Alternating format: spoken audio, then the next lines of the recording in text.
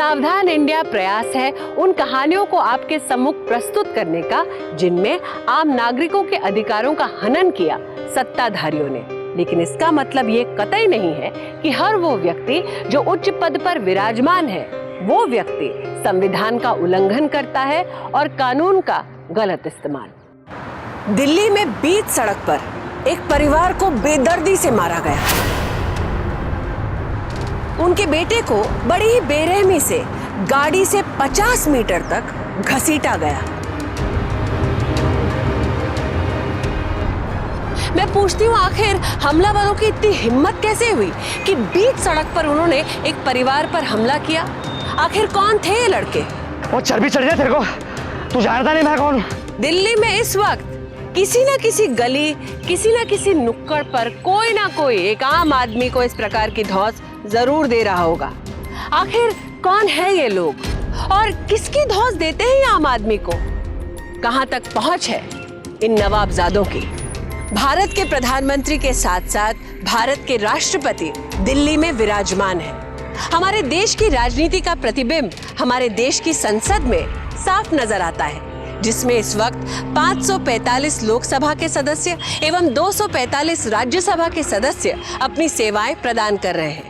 उनके साथ साथ 1000 से भी ज्यादा IAS IPS ऑफिसर्स और 42,000 पुलिस कर्मचारियों की फौज इस वक्त दिल्ली में तैनात है। और हाँ, देश की सत्ता का केंद्र बिंदु दिल्ली, इस दिल्ली में कुछ केसेस में जुर्म करने वाले कोई पेशावर मुजरिम नहीं बल्कि कुछ सत्ताधारियों के बिगड़े हुए बेटे, भांजे, भतीजे या जानकार हैं। इन बिगड़े हुए नवाबजादों को इस बात का गुमान है कि दिल्ली उनके बाप की है। पार्टी में ड्रिंक सर्व नहीं किया तो बिजनेसमैन के बेटे ने गोली मार दी। नेता के बॉडीगार्ड्स ने घर लौटते हुए रात को लड़की की इज्जत लूट ली। आखिर कब तक ये सिलसिला चलता रहेगा? आखिर कब तक हम इन बिगड़े हुए नवाबजादों की इन हरकतों को यूं ही बर्दाश्त करते रहेंगे? आखिर कब तक हम चुप बैठेंगे? दिल्ली की वो आम जनता जिनके हाथ में सत्ता नहीं, उन्हीं के बीच में शामिल है कुछ ऐसे साहसी, कुछ ऐसे दिलेर व्यक्ति जो चुप नहीं बैठे, जिन्होंने हार नहीं मानी।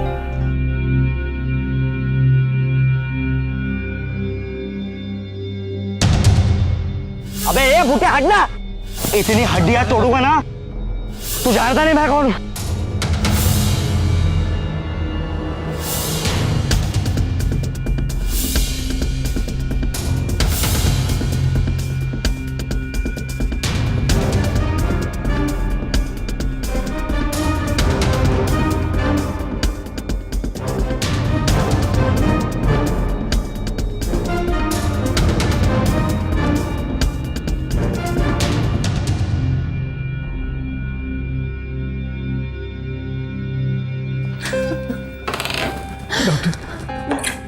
कैसा है मेरा राजू?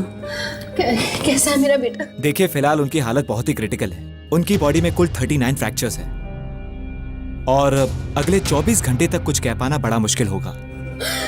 अभी इस वक्त आप नहीं मिल सकते, प्लीज।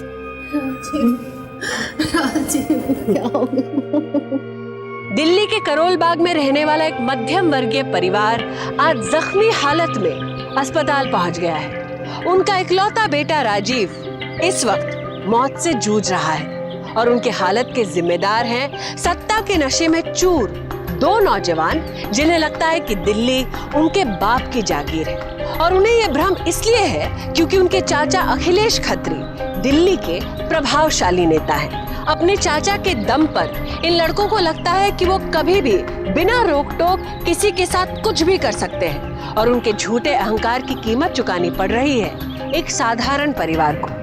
एक ऐसा परिवार जो कल तक हंस खेल रहा था, एक ऐसा लड़का जो कल तक अपने आने वाले कल के सपने देख रहा था। हमारी कंपनी पिछले क्वार्टर में 4th पोजीशन से 3rd पोजीशन में पहुंच गई है और कंपनी को इस मुकाम पर पहुंचाने का श्रेय एक आदमी को जाता है और वो है राजीव। राजीव को मार्केटिंग मैनेजर की पोजीशन से हटाकर सीनियर मार्केटिंग मैनेजर बनाया जाता है। Congratulations Rajiv. Thank you sir.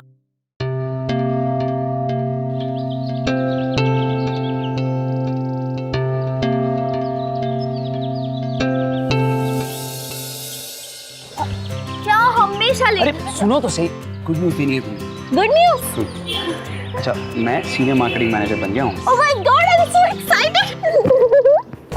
ओह, तो असिस्टेंट मैनेजर से सीनियर मार्केटिंग मैनेजर तो बन गए हो। यहीं रुकना है या आगे भी बढ़ना है?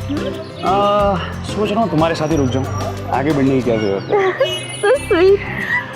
अच्छा, मैंने माँ और बाबा से कहा है कि उन्होंने एक स्पेशल इंसान से मिलाने वाला हूँ। हाँ, मैंने उनको तुम्हारे बारे में नहीं बताया, लेकिन मुझे पता है कि वो जान गए। अच्छा सुनो, ये बताओ कि अपने पेरेंट्स से हमारे बारे में क्या बात करोगे? बोलना क्या है, बोल दूंगा इस लड़की ने अपने प्यार के चक्कर में फंसा लिया, अब ब्लैकमेल कर रही है, मुझे छुड़ा लो। अच्छा, ब्लैकमेल? हूँ। अच्छा, वैसे यहाँ पर एक बहुत अच्छी कॉफ़ी मिलती है, चलो कॉफ़ी पिलाता हूँ। यस, चलो। देख के नहीं चल सकता क्या? अरे तू देख के चल, तेरे बाप की रोड हो क्या? लड़की का लड़की को देख के चला ही रोड में। आपसे हाथ मैडम जोड़ती हूँ। समझा के रखो इसको। जी तू जी, देख के चला। तू देख के चल। Sorry please. चलो राजीव। आखिर ऐसा क्यों है कि दिल्ली में छोटी सी छोटी बात पर लोग मरने मारने पर आमादा हो जाते हैं? पिछले 3 सालों में इस प्रकार की घटनाओं में 3 गुना बढ़ोतरी हुई है। एक नामी अखबार के मुताबिक दिल्ली पुलिस के आंकड़े कहते हैं कि पिछले 1 साल में मामूली बात की वजह से 78 लोगों का कत्ल हुआ है। पिछले 5 सालों में 382 लोगों के कत्ल के जिम्मेदार थे सत्ताधारी के रिश्तेदार।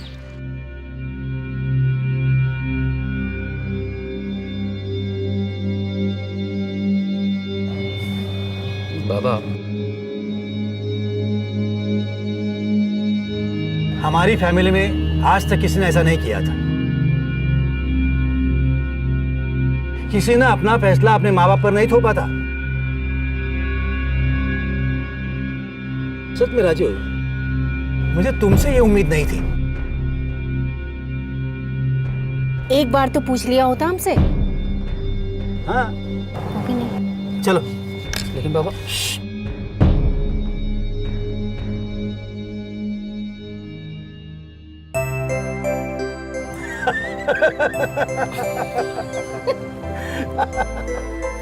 चेहरा देख तेरा। बाबा, राजू, बचपन में तू मुझसे मजाक किया करता था, तो क्या अब मैं तुझसे मजाक नहीं कर सकता? हाँ? भाई हमें तो देखते ही नंदिता पसंद आ गई थी। बिल्कुल, बहुत चुनकर पसंद किया है मेरे बेटे ने बहू को। अच्छा बेटा, इससे पहले कि तेरा इरादा बदल जाए, हम जल्द से जल्द तेरे घर वालों को मिलना चाहते हैं। तो बता बेटा, कब मिलवा रही है हमें उनसे? जी, मैं कल ही अपने मम्मी पापा से बात करती हूँ। अरे वाह, ये हुई ना बात। डर गया था मैं बाबा, बहुत ज्यादा डर गया।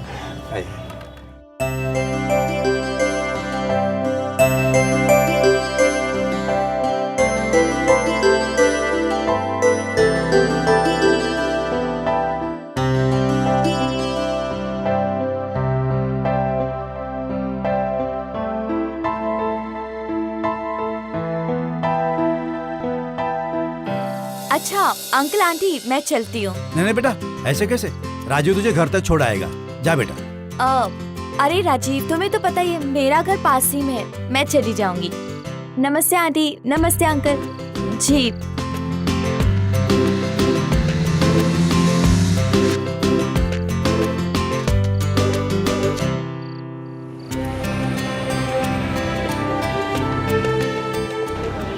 निर्मला, आज मैं बहुत खुश हूँ। खुशी के मारे इतनी भी आइसक्रीम मत खाइए कि हेल्थ खराब हो जाए। पहले ही 2 कप खा चुके हैं, थोड़ा हेल्थ का भी ख्याल रखो। ओहो निर्मला, कम से कम हाथ तो मत टोक।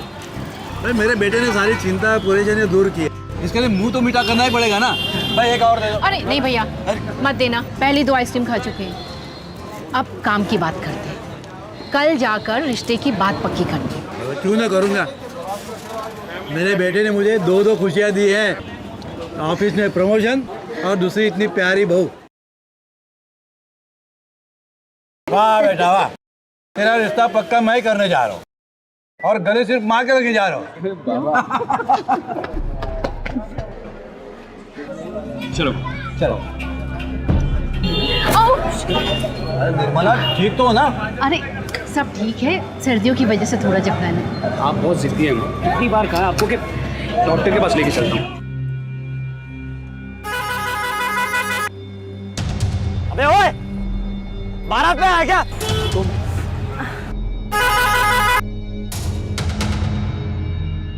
ओए तो गाड़ी हटा कैसे? बंद करो यार। अरे रुक बेटा, हाँ बेटा जा रहे चल बेटा, नहीं चल तू चल।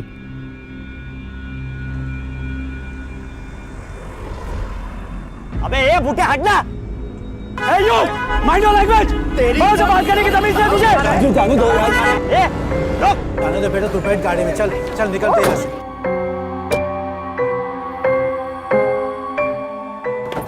बड़ा क्या देख,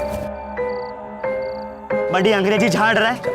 इतनी हड्डियां तोड़ूंगा ना कि हलक से तेरी अंग्रेजी बाहर निकल जाए। बुड्ढे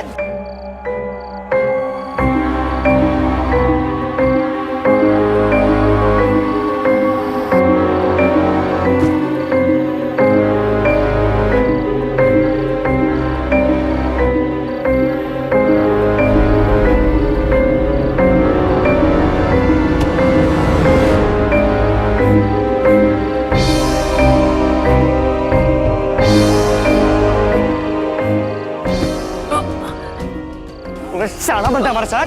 राजीव राजीव राजीव राजीव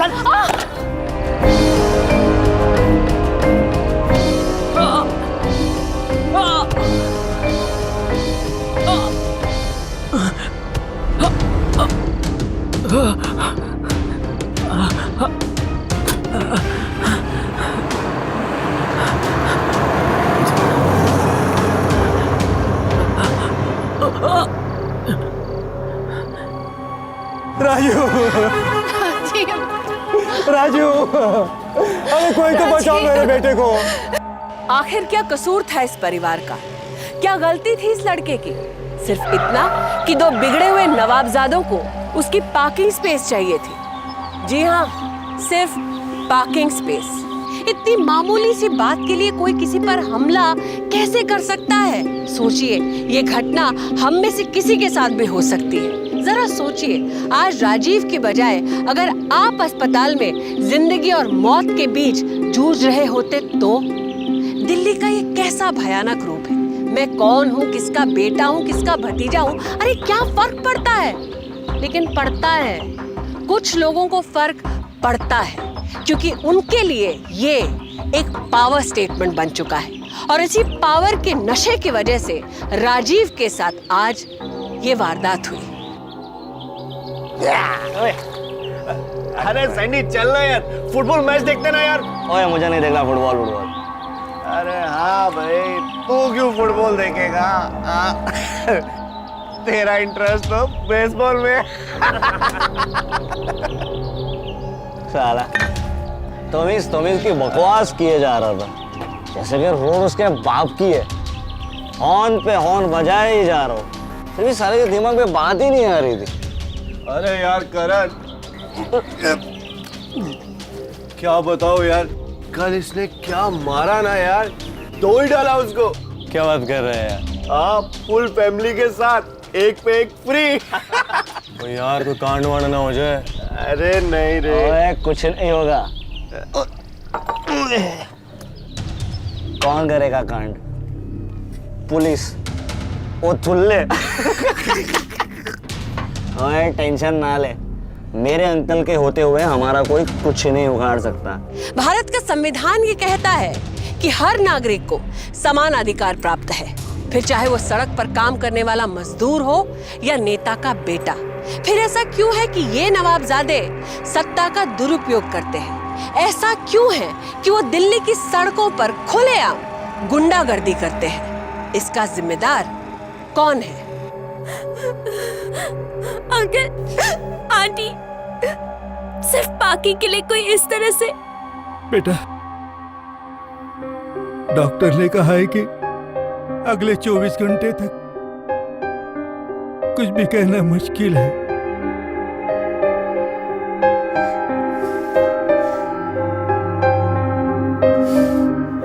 हम नहीं छोड़ेंगे उनको अंकल। ये बड़े बाप की औलाद खुद को समझते क्या है? कुछ भी करेंगे और बच के निकल जाएंगे? नहीं, हम पुलिस में रिपोर्ट रिपोर्ट दर्ज करेंगे, केस लड़ेंगे, सजा दिलवाएंगे उन्हें। अंकल, आप मेरे साथ चलिए। मिस्टर गुलाटी, मैं आपसे कह रहा हूँ कंप्लेंट दर्ज करा दीजिए, मैं आगे कार्रवाई कर लूंगा। इंस्पेक्टर साहब, आप हमें एनसी लिखवाने के लिए कह रहे हैं, नॉन कॉग्निसेबल रिपोर्ट। हाँ तो देखिए, मुझे भी पता है कि एनसी कब लिखवाई जाती है। ये हाथापाई का मामला नहीं है, यहाँ पर राजीव के ऊपर जानलेवा हमला हुआ है। हम एनसी नहीं, एफआईआर लिखवाएंगे। किसके खिलाफ एफआईआर लिखा है? आपको उनका नाम भी पता है या गाड़ी का नंबर? हाँ इंस्पेक्टर साहब, गाड़ी का नंबर तो हमें मालूम नहीं, लेकिन वो एक सिल्वर कलर की गाड़ी थी। गुलाटी साहब हम एक सिस्टम में काम करते हैं। आप कह रहे हैं सिल्वर कलर की कार? अब हर एक कार को रुका कर तो हम नहीं पूछ सकते हैं ना कि भाई तुम्हारा नाम क्या है? हाँ? देखिए मेरी बात मानिए, ये एफआईआर लिखाने से कुछ नहीं होने वाला है। सालों लग जाएंगे उनको ढूंढने में, और जिस तरह से उन्होंने पीटा है ना, उस हिसाब से लगता है कि वो किसी बड़े बाप की औलाद है, आसानी से छूट जाएंगे। इसका मतलब आप कुछ नहीं करेंगे? गुलाटी जी आप ही बताइए हम क्या करें, एक गवाह भी तो नहीं है। इंस्पेक्टर साहब, बहुत सारे लोगों ने देखा उसे मारते हुए। ठीक है मैं आपकी बात मानता हूं, आप मुझे सिर्फ एक गवाह ला कर दीजिए, सिर्फ एक गवाह। मैं आपको एश्योरेंस देता हूं कि मैं कार्रवाई करूंगा। इस घटना को 10 दिन बीत चुके थे और अब तक दिल्ली पुलिस ने इस घटना में कोई भी कदम नहीं उठाया। इस मायूसी के बीच उम्मीद की किरण तब नजर आई जब एक दिन नंदिता अखबार में छपी एक खबर दिखाने अस्पताल आई। Good morning Rajeev. Good morning uncle. Good morning बेटा। अंकल, ये रहा आपका न्यूज़पेपर। Thank you. राजीव, ये तुम्हारे लिए। कैसा है?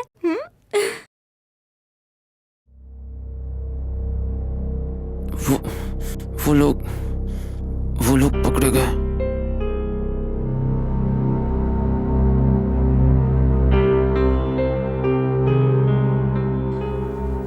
राजीव, पुलिस इन्वेस्टिगेशन कर रही है, बहुत जल्दी पता चल जाएगा, तुम चिंता मत करो।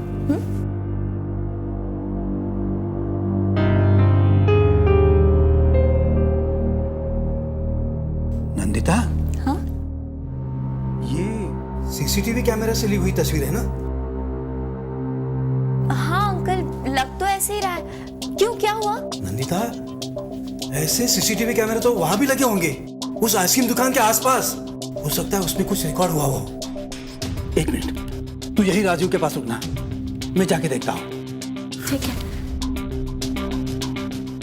अखबार के माध्यम से उन्हें पता चला कि सुरक्षा के मद्देनजर दिल्ली सरकार ने जगह जगह पर सीसीटीवी कैमरास लगाए थे। सीसीटीवी कैमरा से की हुई रिकॉर्डिंग अदालत में भी सबूत के तौर पर मान्य है। सर, यही वो जगह है जहाँ सीसीटीवी कैमरे लगे हुए हैं, और ये उस पोल का नंबर। सर, मुझे पूरा यकीन है कि जरूर इसमें कुछ ना कुछ तो रिकॉर्ड हुआ होगा। सर, एक बार आप वो सीसीटीवी कैमरे का फुटेज देख लीजिएगा। ठीक है, सीसीटीवी कैमरा का फुटेज निकालने में थोड़ा वक्त लगेगा, मगर आप चिंता मत कीजिए, हो जाएगा। वैसे राजीव अब कैसा है? सर, अभी बोलना और चलना शुरू नहीं किया है, बहुत ही खराब हालत है उसकी। ठीक है, आप राजीव का ख्याल रखिए और इसकी चिंता छोड़ दीजिए, मैं हूं ना। Thank you. देखो ऐसी भी, ये जो सैंडी है ना, भांजा है मेरा, और वो भी सगा वाला। जी सर। राजीव कौन है तू? कोई नहीं, टुच्चे लोग होते हैं ये। इन लोगों को मजा आता है हम जैसे बड़े लोगों को परेशान करना। हम लोगों पर कीचड़ उछाड़ना अच्छा लगता है इन लोगों को, आदत होती है इन लोगों की, और इनको चिढ़ होती है हम जैसे लोगों को देखकर। तो आपको इसमें ज्यादा परेशान होने की जरूरत नहीं है।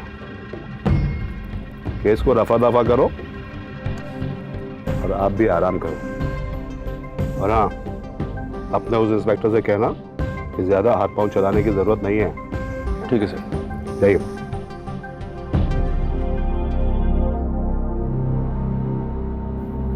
मुंह क्या लटका रखा है? हाँ, हो गया तेरा काम? ले चेस करते हैं। उठा उठा चेस। देखिए, जिस दिन आपके बेटे के साथ मारपीट हुई उस दिन वहां का कैमरा खराब था, कुछ भी क्लियर नहीं है, सारी की सारी फुटेज ब्लैक आई। ऐसे कैसे हो सकता है? कुछ तो दिख रहा होगा। कुछ भी क्लियर नहीं है। और मैं वो फुटेज देखना चाहता हूँ। आई एम सॉरी, वो नहीं हो सकता। गवर्नमेंट की प्रॉपर्टी है, हम ऐसे किसी को नहीं दिखा सकते। तो फिर क्या कर सकते हैं आप? भरे बाजार में मारा है उन लोगों ने मेरे बेटे को। देखिए गुलाटी जी, हमने वहाँ के हर एक दुकानदार से पूछताछ की। गवाही देना तो दूर, उन्होंने गाड़ी का नंबर तक बताने से इनकार कर दिया, इस डर से कि कहीं वो किसी नेता या किसी मंत्री का रिश्तेदार ना हो। अब आप ही बताइए हम क्या करें। देखिए मेरी राय मानिए, चक्कर से बाहर आ जाइए, कोई फायदा होने वाला। इंस्पेक्टर साहब, आपके लिए यही चक्कर होगा, लेकिन मेरी बेटी की जान जाने वाली थी। मैंने अपनी आंखों से देखा उसे भरे बाजार में पीटते हुए। मैं उन लोगों को सजा दिलवाए बिना नहीं मानूंगा मैं। जिस दिल्ली में संविधान और कानून की नींव रखी जाती है, उसी दिल्ली में आज कानून खामोश था, क्योंकि इस केस को अनुचित तरीके से दबाने के लिए राजनीतिक ताकत का इस्तेमाल किया जा रहा था।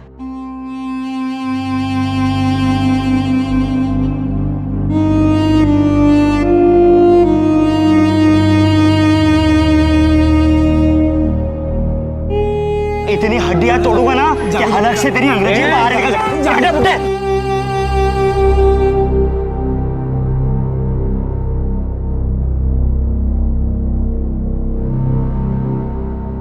राजीव के पिता सतीश गुलाटी ने घटनास्थल पर मौजूद दुकानदारों से ये सोचकर मदद मांगने का निर्णय लिया कि शायद कोई उनकी मदद कर दे।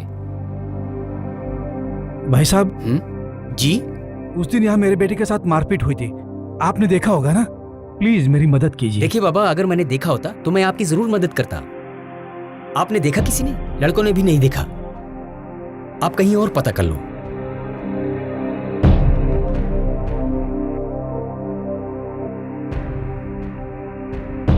भाई साहब, उस दिन यहाँ मेरे बेटे के साथ मारपीट हुई थी, आपने उसे देखा होगा ना? नहीं, मैंने नहीं देखा।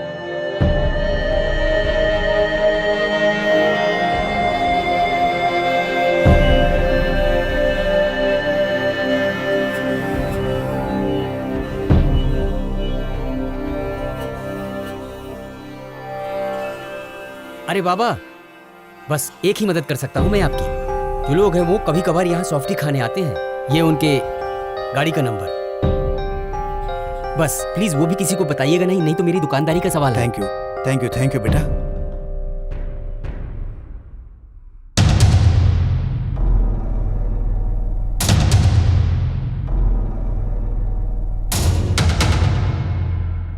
इंस्पेक्टर साहब, सर ये है उस गाड़ी का नंबर जिसमें वो दोनों लड़के आए थे।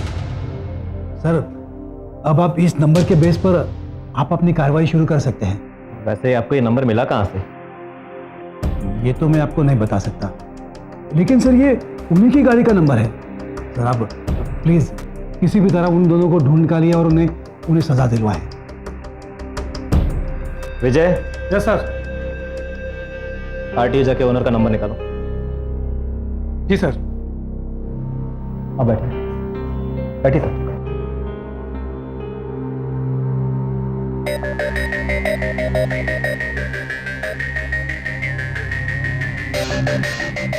ये एड्रेस जानते हो? हाँ, आगे सर हट जाइए। आगे से, ठीक है, अगले दिन।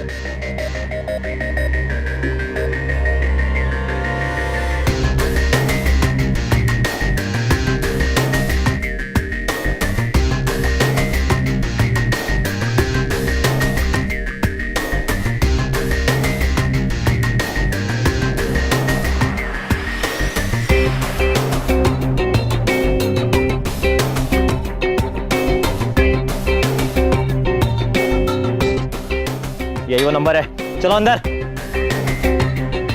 ओए, इधर क्या कर रहा है बे? ये गड्डी तेरी है? हाँ तो चल।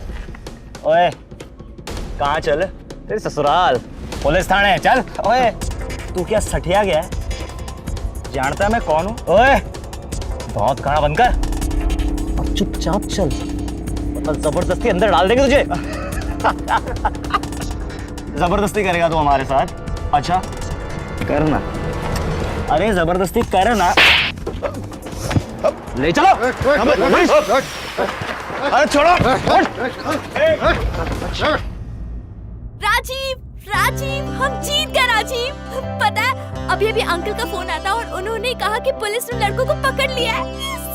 हाँ आंटी। इंस्पेक्टर साहब, आपका बहुत बहुत शुक्रिया। अब बस आप इन लोगों को इनके किए की सजा भी जरूर दिलवाइए, ताकि ये लोग फिर किसी के साथ ऐसा न कर पाए। इंस्पेक्टर साहब, कुछ भी करने से पहले ये देख लीजिए, सैंडी और रॉकी के जमानत के ऑर्डर्स। जरा जल्दी कीजिए, मेरे पास टाइम नहीं है। हवलदार सर। छोड़ दो इन लोगों को। जी सर।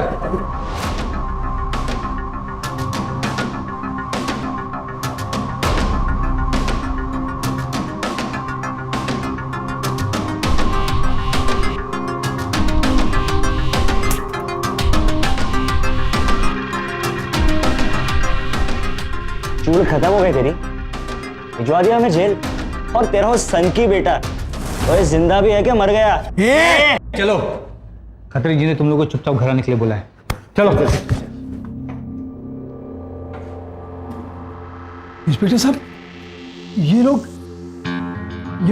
ऐसे कैसे जा सकते हैं? आपकी आंखों के सामने वो उन दोनों को। एक बात समझ लीजिए गुलाटी जी, अच्छी तरह समझ लीजिए, दिल्ली दो टाइप के इंसानों पर चलती है। एक वो जो कानून के हिसाब से चलते हैं, और एक ऐसे इंसान जो कानून को अपने हिसाब से चलाते हैं। किन किन से लड़ोगे आप? किन किन से? वो मंत्री जिनके भांजे, या वो मैजिस्ट्रेट जिन्होंने बेल दिया, या मेरे जो आपके हिसाब से लगता है मैंने अपना फर्ज पूरा नहीं किया? कुछ नहीं मिलने वाला। आप यहां से कोर्ट से यहां भागते रहेंगे और अपने पैसे के दम पे आपको यूं ही भगाते रहेंगे। छोड़ दीजिए ये सब चक्कर, अपने बेटे का ख्याल रखिए। एक ही दिन में सतीश गुलाटी को उम्मीद भी मिली और उनकी उम्मीदों पर पानी भी फिर गया। कानून जिसका मकसद और फर्ज है गुनहगारों को हथकड़ी पहनाना, आज वही कानून खुद हथकड़ी पहन कर बैठा था। ये कैसे संभव है कि इतना बड़ा जुर्म होता है पूरी जनता के सामने और फिर भी रॉकी और सैंडी को छोड़ दिया जाता है? कुछ लोगों का ये मानना है कि ऐसे हालात में आम आदमी कर भी क्या सकता है। लोगों का ये भी मानना है कि आम आदमी कमजोर होता है, लेकिन सच ये है कि आम आदमी कमजोर नहीं होता, उसे कमजोर बनाने की कोशिश की जाती है। और यही कोशिश हो रही थी सतीश गुलाटी के साथ। धीरे धीरे ये हाथ ऊपर लाइए, आप उंगली फ्री कीजिए, बिल्कुल खोल दीजिए। बहुत अच्छी, very nice, good, relax now.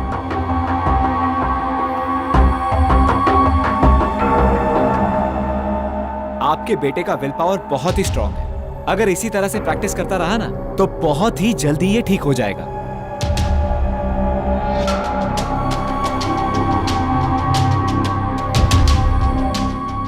क्या हुआ अंकल?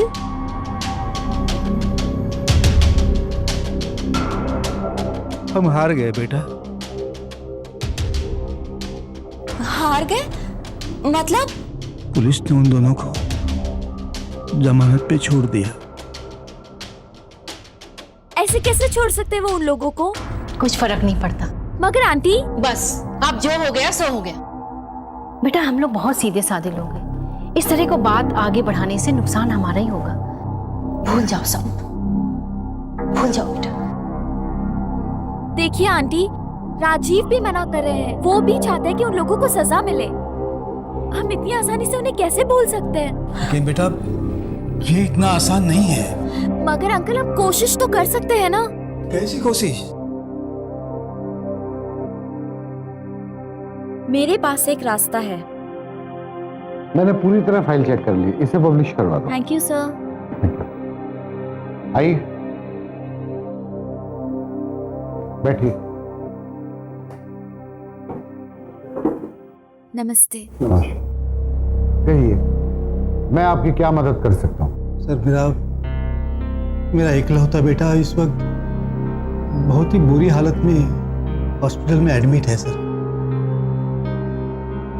हुआ क्या? किसी से मारपीट हुई है? जी सर। आप मुझे पूरी बात बताइए।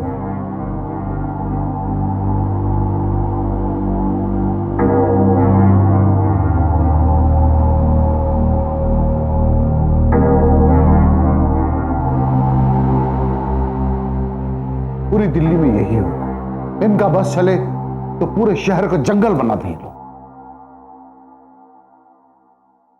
आप निश्चिंत हो जाइए, हम पूरी तरह से इस मामले की जांच पड़ताल करेंगे, उसकी तह तक पहुंचेंगे और यदि हमें कोई सबूत मिल गया तो हम अंत तक आपके साथ ये लड़ाई लड़ेंगे और इस स्टोरी को हम खुद ही नहीं बल्कि और मीडिया वालों के पास भी लेकर जाएंगे।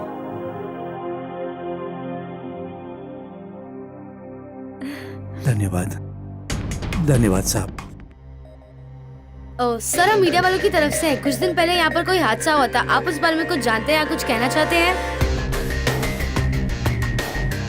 सर, हम मीडिया वालों की तरफ से हैं। यहाँ कुछ दिन पहले एक हादसा हुआ था, क्या आप उस बारे में कुछ जानते हैं या कुछ बता सकते हैं हमें? जहाँ राजनीतिक ताकत एक नेता को शक्तिशाली बनाती है, वहीं मीडिया की पावर एक आम आदमी को सशक्त कर सकती है। और इसमें दिल्ली पुलिस के ईमानदार इंस्पेक्टर दहिया ने एक अहम भूमिका निभाई। उन्होंने घटनास्थल की सीसीटीवी रिकॉर्डिंग मीडिया को सौंप दी। ये रिकॉर्डिंग इस केस का सबसे पुख्ता सबूत था और इस सबूत के हाथ लगते ही मीडिया ने इस केस का सारा सच दुनिया के सामने लाकर रख दिया। ये लड़ाई सिर्फ मेरी नहीं, हम सब की है, उन सब की जो ताकत के नशे में चूर इन लोगों को एक सबक सिखाना चाहते हैं। और आज मैं बहुत खुश हूं कि न्याय अन्याय की इस लड़ाई में आप सब मेरे साथ हैं और मैं हार मानने वाला नहीं। ये है विपक्षी पार्टी के नेता। आइए देखते हैं इस केस में ये क्या कहना चाहते हैं। हम इस बात को सभा में जरूर उठाएंगे और अखिलेश खत्री के इस्तीफे की मांग करेंगे। उन्होंने सिर्फ मुझे नहीं, मेरे माँ बाप को भी माना। एक ऐसा नौजवान जो अपने सपनों को पूरा करने की राह पे चल रहा था, उसके साथ ऐसा सलूक किया गया कि वो अब अपने पैरों पे खड़ा तक नहीं हो सकता।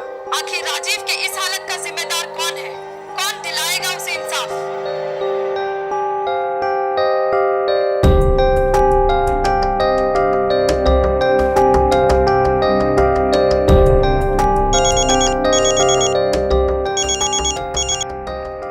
हेलो अखिलेश जी, कहाँ से बोल रहे हैं आप? हम आपका इंटरव्यू लेना चाहते हैं। ठीक, देखिए मुझे पता भी नहीं था कि ऐसा कुछ हुआ है।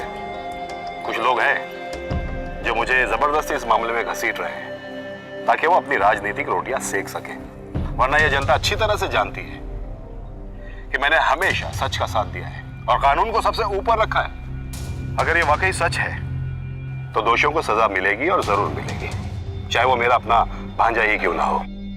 ये मेरा वादा है आपसे और हमारी पूरी जनता से। जय हिंद। ओए दिमाग खराब करके रखा है बुड्ढे ने सुबह से। यार सैंडी, टीवी बंद करने से ना ये मामला सुलझ नहीं जाएगा। हम तो अब तक तेरे अंकल के भरोसे ये सब मजे कर रहे थे, पर अब पता नहीं उनका भी क्या सीन है।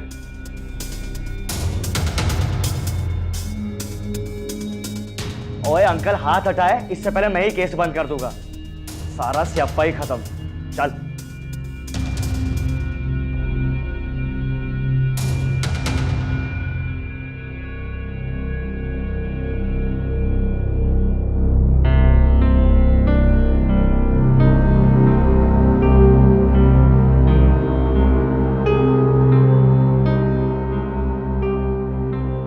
उदास मत होइए अंकल, जीत अब हमसे बहुत करीब है। मीडिया, पब्लिक, हर कोई हमारे साथ है और पुलिस को उस गाड़ी का नंबर और सीसीटीवी फुटेज भी मिल गया है। बस थोड़ी सी और हिम्मत रखिए, अब ज्यादा दिनों तक वो लड़के बच नहीं पाएंगे।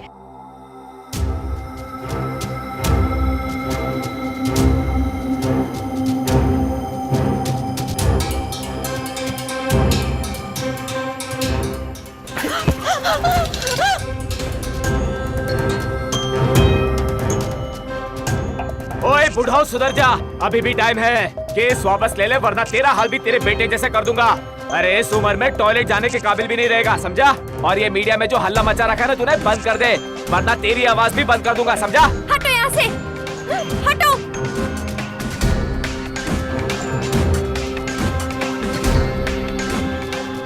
ये तेरी बेटी है?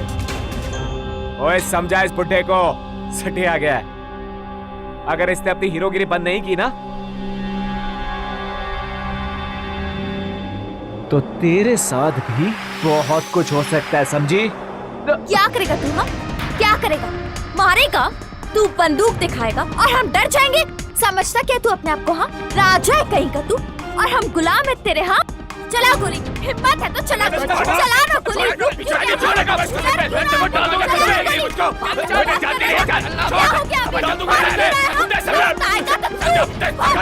हिम्मत है तो यहाँ पड़ेगा तो बात कर, कायर कहीं का।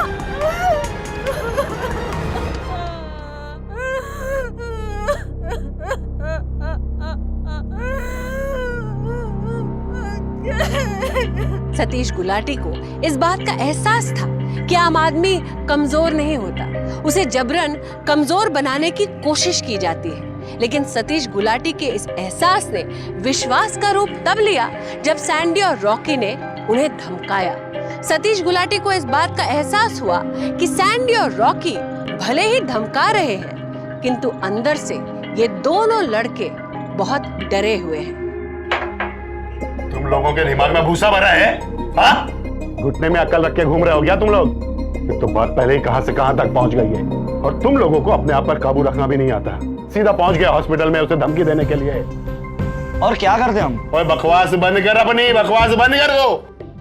खाली ऊट पटांग हरकत करते हैं तुम लोग, और जवाब देना पड़ता है मुझे। एक मुद्दा मिल गया मीडिया को उछालने के लिए, कौन संभालेगा उसे अब? हमें लगा वो लोग डर जाएंगे और मामला ये खत्म हो जाएगा। तुझे कुछ करने की जरूरत नहीं है अभी। अब जो करूंगा ना मैं करूंगा। चल जा इधर से, चलो। नेताजी का डर सही निकला। राजीव के पिता सतीश गुलाटी अब हार मानकर चुप बैठने वाले नहीं थे। सतीश गुलाटी ने एक बार फिर मीडिया की मदद ली और सैंडी और रॉकी की इस धमकी को उन्होंने सार्वजनिक कर दिया, और उसके बाद इस पूरे मामले ने एक नया रुख लिया। अब खतरा नेताजी के सर पर मंडराने लगा। नेताजी ने असंवैधानिक तरीके से सैंडी और रॉकी की मदद की। उन्होंने अनैतिक तरीके से सैंडी और रॉकी का समर्थन किया, और अब नेताजी को अपनी पोजीशन खतरे में नजर आने लगी। इसीलिए इस केस को रफा दफा करने के लिए नेताजी ने अंतिम कोशिश की। आपका बेटा कैसा है? धीरे धीरे रिकवर हो रहा है। देखिए गुलाटी जी, जो होना था सो हो गया। अब मैं ये चाहता हूं कि आप इसे भूल जाएं। मेरे भांजों की जिंदगी का सवाल है। और मेरे बेटे की जिंदगी? आपके भांजों ने मेरे बेटे के साथ जो किया उसका अंजाम देख रहे हैं ना आप। इसके बाद भी आप मेरे साथ। मैं समझ रहा हूं गुलाटी जी, इसलिए तो मैं खुद आपके पास आया हूं। वो नादान है, बच्चे हैं, उन्होंने गलती कर दी है, लेकिन हम तो समझदार हैं।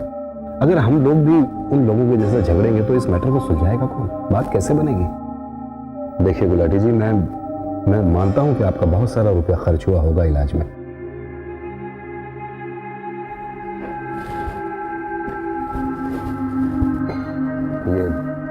ये रख लीजिए, आगे भी काम आएगा आपको।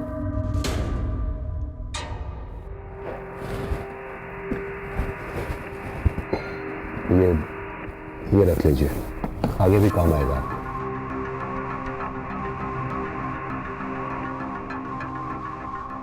आपने ये सोच भी कैसे लिया? प्लीज प्लीज आप निकल जाइए यहाँ से। तो देखिए गुलाटी जी, आप तो नाराज हो रहे हैं, मैं तो सिर्फ नहीं सुननी मुझे आपकी कोई बात। अभी आप पावर में हैं, इसलिए हो सकता है कि आप उन्हें बचा लें, लेकिन कब तक बचाएंगे उन्हें? आप थक जाएंगे, लेकिन मैं अपने बेटे के लिए पूरी जिंदगी लड़ता रहूंगा, चाहे कुछ भी हो जाए।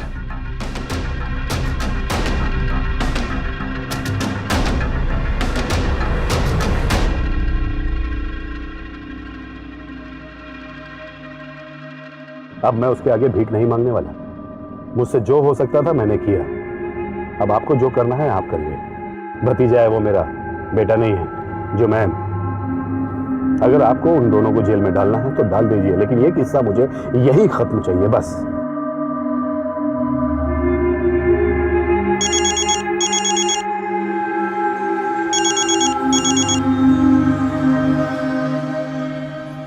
मेरे अंकल ने धोखा दे दिया भाई, मेरे खाता कांड हो जाएगा। पुलिस भी आ गई। जल्दी चल, कुछ तो कर, जल्दी कर। मैं क्या करूं? वहीं रुक जा। देख अभी भी कह रहा हूं, तू जानता नहीं मैं कौन हूं, समझा?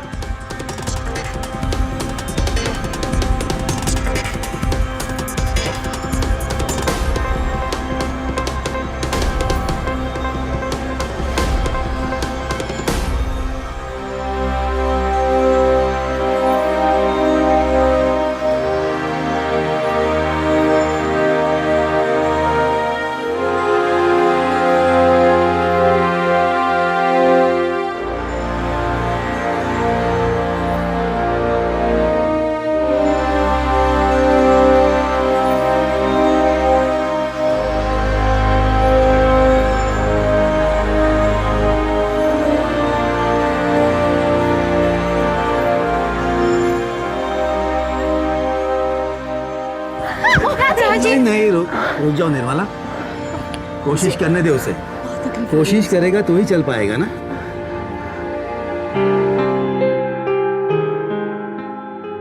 Yes, come on. ये हुई ना बात। Very good, very good, you have done it. Very nice.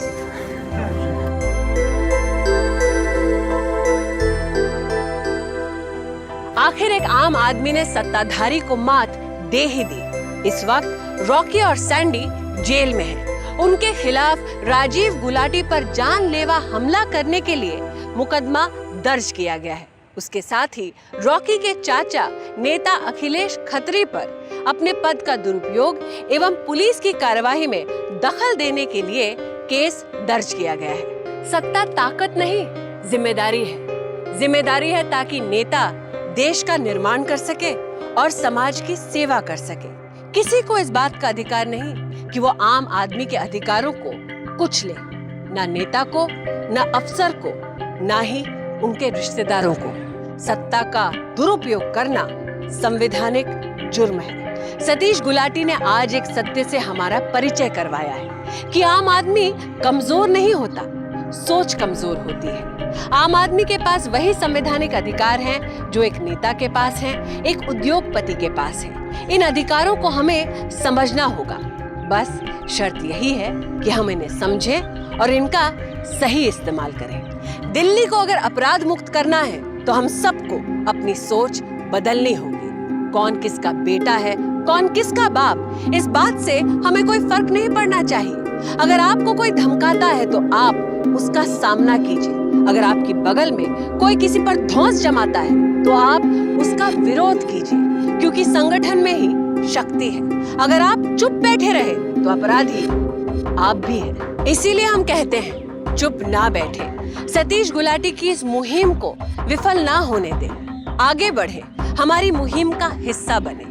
कल मैं आपसे फिर मिलूंगी एक आम नागरिक की कहानी लेकर। दिल्ली की एनजीओ की एक ऐसी कार्यकर्ता जो एसीपी की ताकत की बलि चढ़ी। तब तक सावधान इंडिया, दिल्ली फाइट्स बैक।